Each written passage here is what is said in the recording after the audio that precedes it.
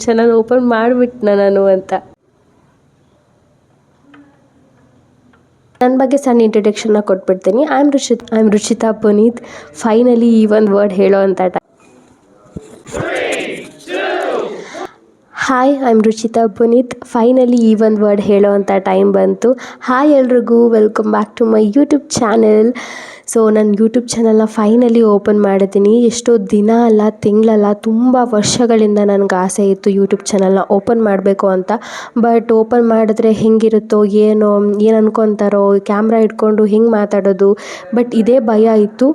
And ಆ ಭಯ ಎಲ್ಲ ಫುಲ್ಲು ಸೈಡಿಗಿಟ್ಟು ಇವತ್ತು ಯೂಟ್ಯೂಬ್ ಚಾನಲ್ನ ಓಪನ್ ಮಾಡಿದ್ದೀನಿ.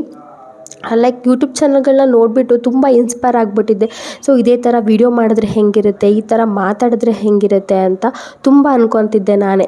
ಬಟ್ ಇವಾಗ ಅಂದ್ಕೊಳ್ಳೋದೆಲ್ಲ ಬೇಡ ಅಂತ ಹೇಳಿ ಯೂಟ್ಯೂಬ್ ಚಾನಲ್ನೇ ಓಪನ್ ಮಾಡಿಬಿಟ್ಟಿದ್ದೀನಿ. ನನ್ನ ಬಗ್ಗೆ ಸಣ್ಣ ಇಂಟ್ರಡಕ್ಷನ್ನ ಕೊಟ್ಬಿಡ್ತೀನಿ. I am Ruchita. ನಂಗೆ ಮದುವೆ ಆಗಿ 4 ವರ್ಷ ಆಗಿದೆ ಆ್ಯಂಡ್ 5 ಮಂತ್ ಬೇಬಿ ಕೂಡ ಇದೆ. ಸೊ ಇವಾಗ ಸದ್ಯಕ್ಕೆ ಅಮ್ಮನ ಮನೆಯಿಂದ ವ್ಲಾಗ್ನ ಶುರು ಮಾಡಿದ್ದೀನಿ. ಮುಂದೆ ವ್ಲಾಗ್ಸ್ನ ಅಪ್ಲೋಡ್ ಮಾಡ್ತಿರ್ಬೇಕಾದ್ರೆ ನಿಮಗೆ ಗೊತ್ತಾಗುತ್ತೆ, ನನ್ನ ಬಗ್ಗೆ ತಿಳ್ಕೊತಾ ಹೋಗ್ತೀರಾ.